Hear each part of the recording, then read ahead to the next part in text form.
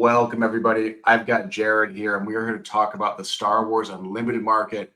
What's going on? It's August 2024. Set 2's been out for about 4 or 5 weeks, and I figured this was a good time to look at the market and see where all these cards have gone. Hint, there's been a lot of drops in price. So let's start off with sealed stuff. Jared, what do we see happening here? This is a pretty classic story. Oh yeah. So with Shadows of the Galaxy, of course, it started kind of high, and as you can see, it's dropped down below MSRP once again. And it seems to be more widely available than Set One was initially. And here we are, like you said, 4 or 5 weeks in. You can still go to local stores for the most part and buy some boxes and buy whatever you need. Accessories, on the other hand, have been kind of there was a short of accessories, so like play mats and sleeves and things like that didn't go to all the stores locally. We only had one location get all the accessories, and it happens to be the only location where no one is playing the game, which is so odd. It's bizarre. So I think there's been some serious distribution issues. I've never played a Fantasy Flight game before, but my friends warned me that Fantasy Flight is weird with distribution stuff. And so I don't know. This is just a continuation of that. So I have ordered a case of, I pre ordered 2 cases of Shadow of the Galaxy, and I've received neither of them. And these are both from like reputable stores. They're just like, oh, our allocation got screwed up. And now I'm just like, I might just go buy these on TCG Player because they're like 106 bucks shipped on TCG Player, which is below MSRP. So there's an interesting thing happening with sealed. And I think the other thing is the demand for a lot of the cards, and there's been some weird distribution issues within the sort of packs themselves that have led to huge quantities of some cards and low quantities of other cards that have made opening sealed, I think, a little less appealing for folks. I think Spark of Rebellion's holding up. I mean, this is a 3-month graph that I pulled off of TCG Player. Spark of Rebellion, it's staples, it's fun set. Shadow of the Galaxy, I think people have had some sour experiences opening this. So there's not people like chomping at the bit to like pull really bad legendaries that are almost mapped out on the internet. Like you can find, just put into YouTube, right? Like mapped boxes. Like you can figure out this stuff pretty easily, which is not great, I think, for players or for people that are looking to buy a sealed product. Once again, people should buy singles. That's my recommendation. Always buy singles and don't buy the pre-release. And we're going to get into why in a minute here. So this is a sealed product. I think things are slowing down. It's available-ish. Spark Rebellion's still not really out there, but you start to see a little bit of creeping up. I think people thought it might go up more, and then now they're like, oh, crap, I'm sitting on this product. no, and we're knocking on October, which is the planned restock. So Yeah. you're going to see that price drop even more. It'll probably be back at MSRP, if not a little below it. There is no financial incentive for Fantasy Flight Games to not print this into oblivion, right? There's no reserve list or special collector's edition boxes where we promise there's only X amount printed.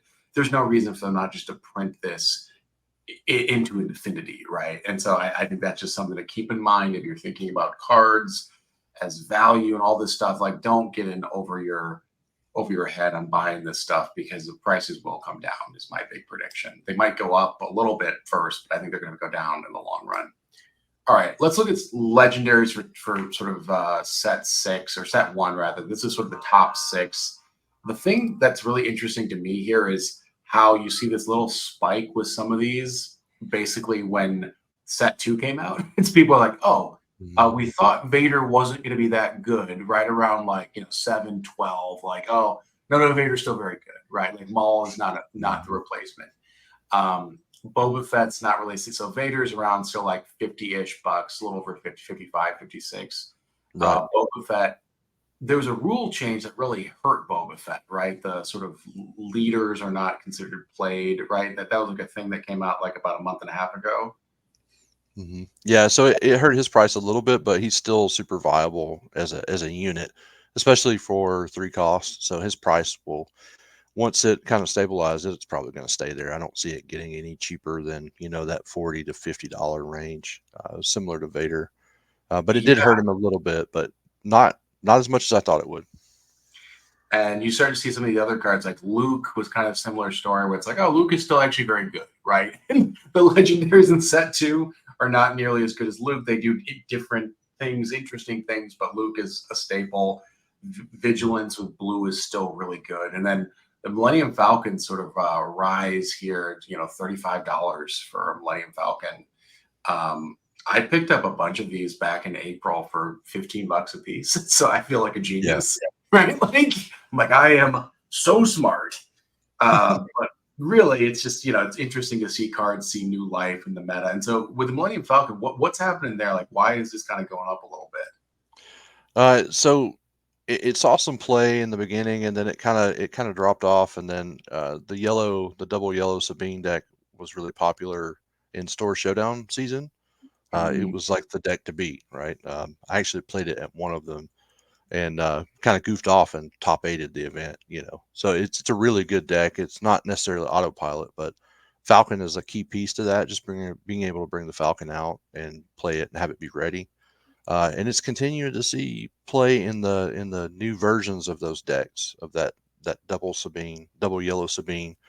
I saw some people playing it in Boba Fett and just paying the resource aspect penalty for it, just because it comes in ready and you can shoot it, right? You could go ahead and go in and get that extra 3 damage or whatnot. So yeah. One little note on Vader. I actually thought Vader would go down in price with the Gen Con promos, right? Like with him being in a fixed set like that, I was like, oh, there's gonna be a bunch more on the market, but I don't think it's had an impact because those are going all to collectors, and there's also distribution issues there where they're selling for twice the value. That I don't think that kind of rarer version of him or more collector, but that's not impacting the amount of Vaders in circulation. I don't think 'cause those are all going in binders no, created. no, you can get a playset of Vaders. I know I've seen on some of the buy and sell groups, 120, you get a playset, something like that. Yeah, Most people are doing, selling for 120, 130 for a playset, which is not bad. A little bit yeah. of a discount. So, All right, let's move to set two. I think this is actually where things get interesting because this is like the number one rule. If you're new to CCGs, mhm, never buy the pre-sale. Never buy it because this no, happens with every single game where people think the card is going to be valued at, much more than it's worth. So you see Poe here had like, 30% decrease. Crate Dragon's an interesting one because I think it was cheap in a pre-sale. People thought it was really good, and then it went back down. And so you sort of like a similar story with all of these, mhm, where people tried them out. Some deck lists have come out. People have been tinkering, and none of these are like that good, really. Like Poe is good, but like, he's not $80 good, right? Like he's not in that high demand. I thought the Dark Saber was going to hold more value. I actually thought there's going to be like Mandalorian decks, and there's going to be people that wanted the Dark Saber for like collecting purposes, and but Dark Saber is also going down. Still a good card, but yeah, I think the value of the legendaries is also a reason why the value of the boxes have gone down. Is because people see that like, hey, this stuff's cool, but it's not like that good. What right. have been your experiences? I actually still have not opened any product because mine's sitting somewhere in a warehouse. And I'm sitting here like, do I even want to open product, or maybe I'll just go ahead and like buy singles, and that's a better way to spend 600 bucks in a case. Yeah. So, as far as the legendaries go, Poe is good, but I just don't think he's not seeing as much play as a lot of people thought he was. And the thing about it is like he is a little bit more expensive. There is that stipulation where you have to discard cards from your hand, which is not, you don't always want to do that. So in certain situations he can be really good, but most of the time he's just okay, if that makes sense. Um, the crate dragon is one I've had my eye on since it was spoiled. And if you're in a deck that can ramp up to that, it's pretty mean. But it specifically needs to be built for that type of unit to be played, something high cost like that. So it's got its own little corner, but it's not going to be in every deck, so to speak. The Mando, go ahead. I'm sorry. Oh no, no, I was just gonna say I think there's still Twin Suns is still not that popular of a form. I think it's getting there, right? People are more interested, but if Twin Suns ever becomes like even a fraction of what Commander is in Magic, then I think cards like Crate Dragon will see a huge increase because Yeah. it's way easier to get to 9 resources in something like Twin Suns than it is in a 1v1 traditional kind of match. And so I could see him becoming a staple in Twin Suns deck. So with Twin Suns, I think the issue now is the card pool's not large enough. I think they've announced that set 4, it'll go up to 80 cards in the deck, and then beyond that, it'll increase and probably make its way up to 100. I'm sure, a la Commander. But um, I think not that much incentive right now to be playing Twin Suns. There's not like any kind of special events or things you can do to win promos or anything like that that is Twin Suns oriented. Otherwise, I think it would be a little bit more popular. That's just my opinion. Yeah, no, I think it's a fun format, but it's just a fun format. There's no like incentive to play it over, and to spend the resources to build decks when they're Right. just being like played for fun. But I'm sorry, you're saying with Mando, with the dark saber. So with the dark saber, I agree with you on that. I thought it would be a little bit more popular. Maybe it just hasn't found its place yet. I have tried it in a Gar Saxon deck because it doesn't matter if it's villain or heroism. You can, as long as it's a Mandalorian, you can put it in there. If it's out of aspect, you can play it on a Mandalorian, right? So you could, if you have a red yellow deck with Mandos in it, you can put the dark saber on the Mandos. It's just there's so much upgrade removal right now. You could play it and you might get to use it once, or that unit dies to removal, or someone plays the Fang Fighter and removes it. Right? There's so many ways to remove upgrades, especially in this new set. There's some more tools for Mhm. that.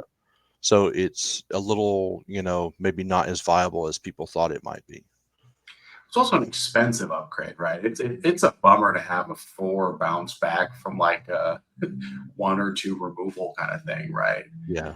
Um, Um, I'm sure it'll find its place though. I mean, all of these cards, even from set 1, some of the cards that we thought were not going to be great end up being amazing. Like, sneak attack, for instance, that's a good example of that. Not a lot of people were messing around with sneak attack, and then we realized, oh crap, I can bring something in ready. It doesn't matter what it is, right? It could be something big, and then boom, I shoot and I'm good, right? So it'll find its place. um, all right. DJ, we were talking before. I'm not super sold on DJ. I think Snoke is good. I think Snoke will have a Yes. place. Good board wipe, 6/6, interesting. I think he'll have his place for a while. Also, force users, you can throw lightsabers on him, and all sorts of keywords there. He'll be good. This might be one to actually pick up. I don't know, but DJ, I'm still not sold on either. He seems just okay. Yeah, he seems okay. And again, he could be another one of those cards, like I was just mentioning, that will find a home eventually. Just right now, there's not enough people have played with it. There may not be cards in the card pool that enable him to be what he could potentially be, if that makes sense. No, it does. Is Yeah. there any one of these 6 where you're like, this is the card that like I'm most bullish on, kind of like seeing a pop in value? For me, it might be Snoke because at I think 18 so. bucks, like you can get a playset for probably 50 bucks, right? Find a deal a little bit. That seems like a pretty good deal for a card that's I think going to be good if you're playing blue. Yeah, Snoke is for you Magic players out there is akin to like maybe Elshnorn. Similar effect there. When you drop Snoke, he's not only is he a board wipe because he can pretty much kill any of your small low to the floor units in the Sabine decks and some of the other aggro decks. But then he's a 6/6 body that you have to contend with. You have to do something about it, or it's going to bring your base down. So it's really cool to kind of see that. I think that's one that will continue to hold value in the future, especially if Twin Suns takes off, like you were saying just a few moments ago. All right, let's move into rares. So our rares, do this for the top 5 most valuable rares from set 1, and there might be one that pops out, or sort of 6th or 7th place, but this is sort of our list here. And one thing I'll note is like set 1, a lot of the rares are $5 to $10. I think K2SO is around 10, Red 3 is like 8, Because I believe it's like 5, 6, U-Ring 7, Spark Rebellion maybe $5, but these are just like staple cards that people want. And I've been surprised that these have all kind of been like locked in on value a little bit. Like K2SO has just been like a $10 card, maybe creeped up a little bit, but like he's just been good for like since the game came out. People want him and people still want him now. Yeah, he's a staple hero red card. So if you're running hero red, you're most likely going to have K2 in that deck. Same with Red 3, man. Red 3 is so good. Like, Yeah, red uh, three's good. I still think space doesn't get a lot of love because there's no space leaders, right? And so it feels like the Yeah. underappreciated arena. We used It's to have like, coming in a few sets though. Jump to light speed, space oriented set. I know, I Yeah. think that's like much needed for the game right now because every time I play, it's like everyone just got some like novel stuff in space, right? But it's not Yeah. really something you think about. But with Red 3, you kind of have to think about space because you give everyone raid 1. All right, let's move into the top 5 rares from set 2. This is a bit of a disappointing list. There's not a lot of cards on here. So this is by value. These are all probably under $5. Maybe Mall's like $6, but like they're all like $3 to $5. And I think part of this is due to allocation or distribution issues where there's just been like boxes that have tons of malls that are missing other cards. And you were telling me that you ended up with like 15 malls from what you're Yeah. opening. So I cracked into when it was all said and done, just about 4 cases, and across one of those cases, I legit hit like I don't know one box had like 4 or 5, and then it seemed like next thing you know I had a stack of malls like across the case. It was pretty wild, but didn't get much of some of the other ones like Ray, for instance. 4 cases, I pulled 4 Rays. That's it. I'm surprised to not see Ray up here, just Yeah. because she also has a little bit of collecting value. I think she's not like too far below here, but I kind of thought Maul and Ray would be like $10, $15 cards, and they're Yeah, just and they're both great cards. And again, as things progress and the meta develops into what it will eventually develop into, and people break some of these combos and whatnot, we may see some of these go back up. Now, will they get up to that Vader value? I doubt it. Maybe it's a possibility, but um, Maw is a popular character. If any one of these characters, these units can, make it up there as far as the popular units go, Maul might be one that might get up, but I don't see it. I don't know. It's hard. I don't have any data to back that up, but I just don't think it's going to see as much value increase or a spike in price as like Vader did when Set One came out. um, I really like Wrecker for aggro decks. Like I've actually put in this like I have a layer red deck that like this is just a nice little bomb to have in there. If you're like, Yeah. you know, I need to make it one more turn. Like it can, I think it's nice.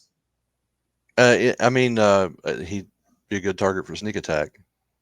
Yeah, Play him and bring him in 3 less and ready him. I mean, does what you need him to do, right? yeah. But yeah, this is just like a little less interesting of a list. I was going through a Yeah. TCG player and I was like, huh, none of the cards I thought were gonna be on here are on here. I mean, Maul, but the rest of these are kind of random-ish. And Right. everything is like under $5. Maybe one's 550. So in the comments, but this is a $6 card. But in general, set 1 still has way more valuable rares, I think, on average than set 2 does. My personal opinion on this particular list that we have in front of us is that the card that people are sleeping on is the Hot Shot DL44 Blaster. I think it'll shoot up in price. That card is so good, man. So Yeah, good. it's funny, I've actually not encountered this card. I've only played like a bit of set 2, and I was like, Yeah. this card's on the list, Hotshot DL44 Blaster. It's just like Yeah. not a card they'd be like, oh, but honestly, reading the text now, like it's pretty good, especially with the smuggle there. It adds a Yeah. little bit of flexibility. So I Yeah. can You see. smuggle it. You don't want to play it. I mean, you can play it outright. It's not a big deal, but ideally, you want to smuggle it. And I've built a double cunning boba deck that I kind of took my old one, broke it down, pieced it back together, and these hotshot DL44s are clutch, as the kids say, at that moment where you need the extra damage and you get to attack with it as well. So Yeah. All right. Let's go into showcases. So this is set 1 showcase. These are the top 3. This hasn't really changed. I'll just note on showcases that we start kind of talking about them. I think that these are positioned to get the value of showcases are going to take a huge hit when set 1 is reprinted. yeah, Um, I also just think that like a lot of people were like really clamoring to get these. And the thing about collecting is once you have it, and then suddenly you're like, would I rather have $500 or a Leia?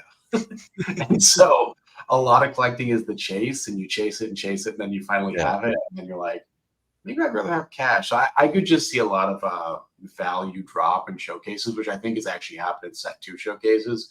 But Boba's here at like 600 ish. Leia's like 400, 500, and Palpatine's like 350. So I think the more interesting one to talk about is actually set two. yeah, yeah, I did not think that these were going to be the three most valuable showcases. I really thought Jabba was going to be on here. Like these are all not original trilogy characters, right? Like something yeah, like Jabba's iconic. People love Jabba. I love Jabba. I think yeah. he's also like a pretty interesting leader, I think. But Kylo and Rey are pretty hated by a lot of people, at least in the message board forum world, right? And to see Kylo and Rey, which are both like okay leaders, but I don't think they're like the best. To see them like one and two is like really interesting to me. Yeah, in my opinion, and I like art. As being a collector, I've collected all sorts of things from my, from my childhood, even up to Right. now at this point.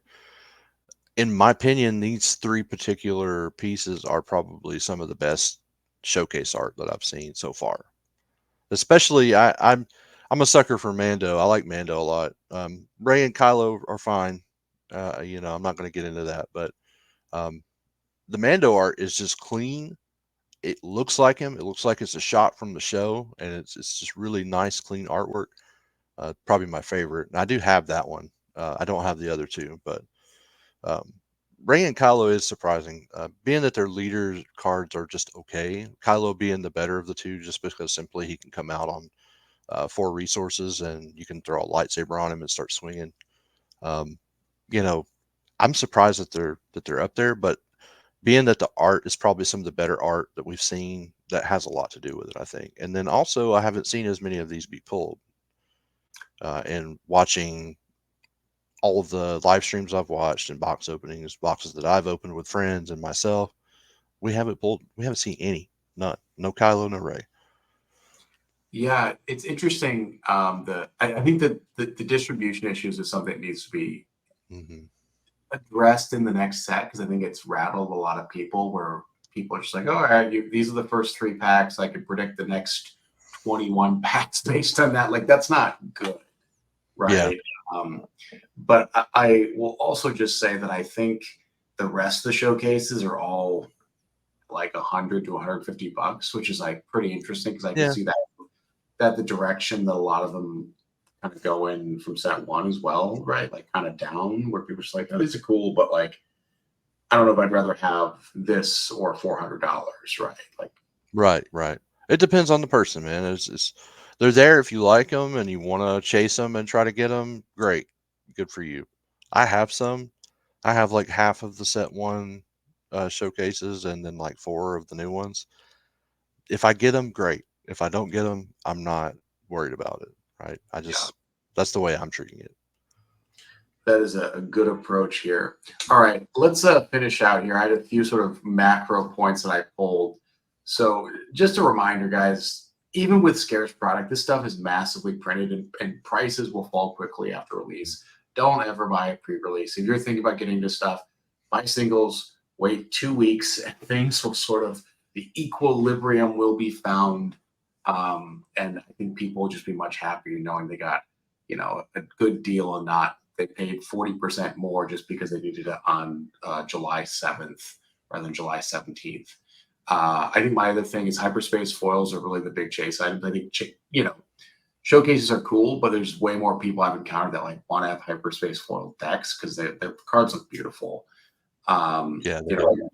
hyperspace normal. I mean, just the way they did hyperspace is pretty dope, I think. Yeah, I Um, enjoy those a lot. Normal seems about a 2x premium. You could have big variations there. Foils are kind of weird. I think people don't really want them because they bend in this game, just like in every other game I've ever encountered. But Yeah, I uh, mean the hyperspace foils do as well. I mean it's just the nature of the type of card stock they use for that foiling. That I mean, it's no matter what. And there's only a handful of printers in the world that print these cards for everyone, so they're all going to have that issue, Yeah. unfortunately. Yeah. I think this is, and then kind of finally, sealed expensive, buy singles. More product is coming later this fall, October. So that's not to say you shouldn't pick up the game until October, but just find a deck you like and then buy all the singles, and you realize you saved a bunch of money. You missed out on the opening of a pack, but you could actually have something viable to play with rather than having a bunch of stuff. Man, all the extra rares I have, I'm like, what should I do with these 50-cent rares? Well, I give them away to new players that don't have any. That's all I do. Here no, you go. Here's a play set. Here's this. Here's that. that's solid of you. Yeah. And then I left one slide in from our last one where this is what I thought were going to be the most valuable cards. It was Darksaber and Crate Dragon. I was 50% on this, right? So I feel okay. I didn't see Poe Yeah. being so popular, but I feel like pretty good about this pick from back in July. Yeah, and like I said, the dark saber is still good. It's just not. I don't think it's seeing as much play as just everyone thought it would. So Yeah. it depends on what deck you build, right? All right. Well, any kind of final thoughts here as we wrap up? Um, buy singles. Okay, I'm not. I like to open boxes, and I do, but if you're just building a deck, there's no point in cracking 4, 5, 6 cases of this unless you're collecting like I am, or you sell singles like I do. I do a lot of singles, so if you're a player, just stick to singles. I mean, that's the tried and true method to get your deck put together at the best price possible, so you don't waste your money. More bang for your buck. 100% agree. And when does Yeah. set 3 come out again? That is November? I believe so. Yeah, Yeah. I don't remember the exact date, but yeah, it's in November at some point. So We're it's about coming. to Yeah, we're about to enter into that weird time with games where it's like between sets and like the meta is still being figured out, but it also feels a Mhm. little bit like not stale, but I don't feel like the meta is super exciting right now. Like I'm not sitting here like I want to watch people stream this. Like set 1, I was like, oh, people are Mhm. cracking things, and so set 2 was interesting, but I don't think it added in as many keywords and like new elements as maybe people wanted. I enjoy. I think out of all the new mechanics, I enjoy smuggle the most. Just being able to utilize a resource that's Yeah, expensive and then play it later. Like like the DL44 blasters. They immediately go into resource and I play them later, right? And I get the resource back. You take the top card of your deck, you put it down and play as a resource after you play it. So it's I think smuggle is really cool. The bounty mechanic, I'm not. When it works, it's great, but it's just kind of I haven't figured it out myself yet. How I yeah, want to it approach feels like a that. little gimmicky to me. And Yeah. anyways, yeah, I agree. All right, well, that's all the time we have. We'll be back with more Star Wars Unlimited. Maybe I'll do a box opening if my case ever arrives. Hey, Maybe. let me know. I'll just go get one and we'll do it together because I'm they're still I can still get them locally. So Yeah, yeah. So, well, we'll see what it holds. I feel like I'm gonna open it and people will be like, "There's 25,000 of these on YouTube. yeah, Why are you doing this?" we Kind of should, we should boring. live stream it. It has to be a live stream. Yeah, maybe that's what we'll do. Anyways, well, thanks for hanging out, everybody. Like, subscribe, check out Jared's Discord, all sorts of stuff, and we'll catch you guys next time.